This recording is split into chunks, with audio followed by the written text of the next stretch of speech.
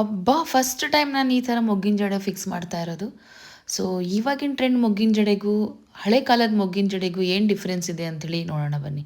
Hi friends, welcome back to my YouTube channel. ನಾನು Sunita Anand, makeup artist and makeup educator.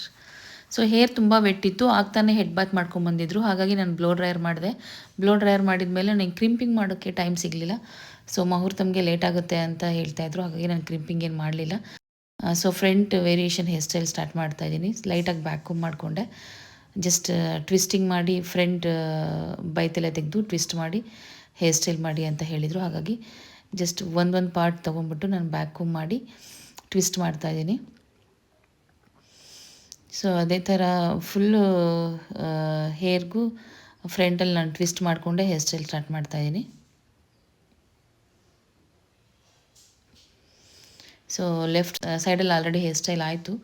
So ನನಗೆ video ಮಾಡ್ಕೊಳ್ಳೋಕ್ಕೆ ನಾನು mobile ಒಂದು ಕಡೆ ಫಿಕ್ಸ್ ಮಾಡಿದ್ದೆ. ಹಾಗಾಗಿ ಸೊ ಹೇರ್ ಸ್ಟೈಲಿಂದು ಇಷ್ಟ ಆಗಿದೆ ವೀಡಿಯೋಸು.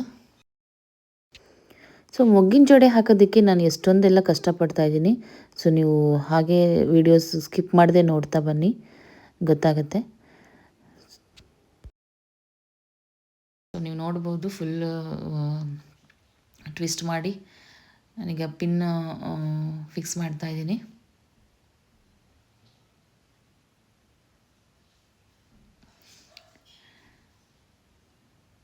ನೆಕ್ಸ್ಟ್ ನಾನು ಜಡೆ ಹಾಕ್ತಾಯಿದ್ದೀನಿ. ಹೇರ್ ತುಂಬ ಸ್ಮಾಲ್ ಇತ್ತು. ಸೊ ಇಲ್ಲಿ ಪ್ರಾಬ್ಲಮ್ ಏನಾಗಿತ್ತು ಅಂತಂದರೆ, ಮೊಗ್ಗಿನ ಜಡೆ ಮಾಡಿಸಿದ್ದಾರೆ ಅಂಥೇಳಿ ಗೊತ್ತಿತ್ತು. ಬಟ್ ಯಾವ ಥರ ಅಂಥೇಳಿ ನನಗೆ ಮೊಗ್ಗಿನ ಜಡೆ, ಇವಾಗಿನ ಟ್ರೆಂಡು ಮೊಗ್ಗಿನ ಜಡೆ ಅಂತಂದರೆ ಅದರ ಜೊತೆಗೆ ಚೌರಿ ಬಂದುಬಿಡುತ್ತೆ. ಸೊ ಹಾಗಾಗಿ ನಮಗೆ ಏನೂ ಇರಲ್ಲ, ಜಸ್ಟ್ ದಿಂಡು ಇರುತ್ತೆ, ದಿಂಡು ಕಟ್ಟೋದು ಮತ್ತು ಚೌರಿ ಜೊತೆಗೆ ಚೌರಿ ಫಿಕ್ಸ್ ಮಾಡಿಬಿಟ್ರೆ ಈಸಿಯಾಗಿ ಮುಗ್ದೋಗುತ್ತೆ ವರ್ಕ್. ಸೊ ಈ ಥರ ಮೊಗ್ಗಿನ ಜಡೆ ಅಂತಂದರೆ ಚೌರಿನೂ ಇಲ್ಲ ಅದಕ್ಕೆ. ಸೊ ಹಾಗಾಗಿ ನಾನು ಏನು ಮಾಡೋದು ಅಂಥೇಳಿ, ಸೊ ಲಾಸ್ಟ್ ಮೇಕಪ್ಪಲ್ಲಿ ಹಾಕಿರೋ ಚೌರಿನೇ ಇತ್ತು ಅಲ್ಲಿ. ಸೊ ಹಾಗಾಗಿ ನಾನು ನೀಡಲಿಂದ ಎಲ್ಲ ನೀಟಾಗಿ ಪೋಣಿಸ್ಕೊಂಡು ಸೊ ಆ ಚೌರಿನ ಕಟ್ಕೋತಾ ಇದ್ದೀನಿ. ಎಷ್ಟು ಪ್ರಾಬ್ಲಮ್ ಆಗುತ್ತೆ ನೋಡಿ. ಬ್ರೈಡ್ಸು ನಮಗೆ ಹೇಳಬೇಕು ಯಾವ ಥರ, ಪಾಪ ಅವರಿಗೂ ಗೊತ್ತಿಲ್ಲ ಮೊಗ್ಗಿನ ಜಡೆ ಇವಾಗಿನ ಟ್ರೆಂಡಿಂದ ಇದೆನಾ ಓಲ್ಡ್ ಟ್ರೆಂಡ್ ಇದೆ ಅಂತಲೇ ಗೊತ್ತಿಲ್ಲ. ಸೊ ಹಾಗಾಗಿ ಅಲ್ಲಿ ನಾನು ಹೋಗಿ ಅಲ್ಲಿ ನೋಡಿದ ಮೇಲೇ ಗೊತ್ತಾಗಿರೋದು. ಸೊ ಹೇಗೋ ಚೌರಿನೂ ಇತ್ತು ಆ ಟೈಮಲ್ಲಿ, ಹಾಗಾಗಿ ಚೌರಿ ಸೆಟ್ ಮಾಡಿ ಅವ್ರ ಹೇರಿಗೆ ಮತ್ತು ಈಗ ನಾನು ಫ್ಲವರ್ ಮೊಗ್ಗಿನ ಜಡೆ ಫಿಕ್ಸ್ ಮಾಡ್ತಾಯಿದ್ದೀನಿ.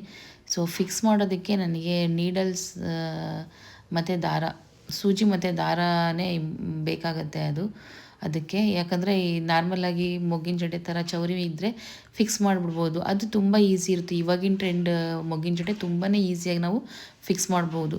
ಇದು ಓಲ್ಡ್ ಸ್ಟೈಲ್, ಆವಾಗಿನ ಕಾಲದ ಮೊಗ್ಗಿನ ಜಡೆ.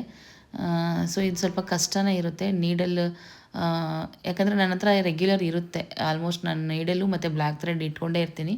ಸೊ ಹಾಗಾಗಿ ಆ ಟೈಮಿಗೆ ನನಗೆ ತುಂಬಾ ಹೆಲ್ಪ್ ಆಯಿತು ಅಂತ ಹೇಳ್ಬೋದು. ಸೊ ನಾನು ನೀಟಾಗೆಲ್ಲ ಕಟ್ತಾ ಇದ್ದೀನಿ. ಬಟ್ ಅವರಿಗೂ ಕೂಡ ತುಂಬ ಹೆವಿ ಆಗ್ತಾ ಇದೆ ಅದು. ಹಾಗಾಗಿ ಸ್ವಲ್ಪ ಲೈಕೇ ಇಲ್ಲ, ನನಗೆ ತೆಗೆದುಬಿಟ್ರಿ ಬೇಡ ಅನ್ನೋ ಥರನೇ ಇದ್ದಾರೆ ಅವರು. ಮೊಗ್ಗಿನ ಜಡೆ ಹಾಕ್ಕೊಳ್ಳೋಕ್ಕೆ ಲೈಕ್ ಇಲ್ಲ ಅವರಿಗೆ, ಯಾಕಂದರೆ ತುಂಬ ವೆಯ್ಟ್ ಆಗ್ತಾ ಇದೆ ಅದು ಅಂತ. ಸೊ ಮೊಗ್ಗಿನ ಜಡೆ ಇವಾಗಿನ ಟ್ರೆಂಡಿಂದೇ ತುಂಬ ಚೆನ್ನಾಗಿರುತ್ತೆ, ಇದಕ್ಕಿಂತನೂ ಅದೇ ಬೆಟರು. ಬಟ್ ಆಲ್ಮೋಸ್ಟ್ ಏನಂತಂದರೆ ಕೆಲವೊಂದು ಪದ್ಧತಿ ಪ್ರಕಾರ ಇದೇ ಥರ ಹೇರ್ ಸ್ಟೈಲ್ ಮೊಗ್ಗಿನ ಜಡೆ ಹಾಕಬೇಕು ಅಂತಲೇ ಅವರು ಈ ಥರ ಮಾಡಿಸಿದ್ರಂತೆ. ನಾನು ಅವರಿಗೆ ಕೇಳಿದೆ ಈ ಥರ ಯಾಕೆ ಮಾಡಿಸಿದ್ರಿ ಅಂತ. ಆವಾಗ ಅವ್ರು ಹೇಳಿದರು, ಇಲ್ಲ ನಮ್ಮ ಇದರಲ್ಲಿ ಇದೇ ಥರ ನಾವು ಮೊಗ್ಗಿನ ಜಡೆ ಹಾಕಬೇಕು, ನಾವು ಇದೇ ಹಾಕ್ಕೊಳ್ಳೋದು ಅಂಥೇಳಿ, ಶಾಸ್ತ್ರದ ಪ್ರಕಾರ ಇದೇ ಹಾಕಬೇಕು ಅಂತ ಅವರು ಹುಡುಗನ ಚಿಕ್ಕಮ್ಮ ಹೇಳಿದರು.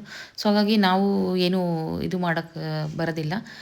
ಸೊ ಚೆನ್ನಾಗಿದೆ ಆದರೂ ಕೂಡ, ಬಟ್ ಏನಾದರೂ ಸ್ವಲ್ಪ ಹಾಕೋದಕ್ಕೆ ಕಷ್ಟ ಆಗುತ್ತೆ ಅನ್ನೋದು ಬಿಟ್ಟರೆ, ಬಟ್ ನೋಡೋದಕ್ಕೂ ತುಂಬ ಚೆನ್ನಾಗಿದೆ.